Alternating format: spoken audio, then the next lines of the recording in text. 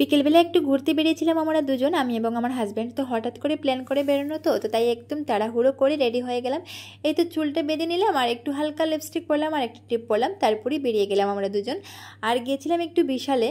তো যাওয়ার পর এই ড্রেসটা একটু ট্রাই করছিলাম, আমার খুব ভালো লাগছিল, খুব পছন্দ হয়েছিল জানো তো। কিন্তু কি হলো, আনফর্চুনেটলি দুটো ড্রেসের মধ্যে একটাই কিন্তু আমি নিতে পারিনি। আর কেন নিতে পারিনি সেটাও কিন্তু আমার বড় ব্লগে দেওয়া আছে, চ্যানেলে গিয়ে তোমরা দেখতে পারবে।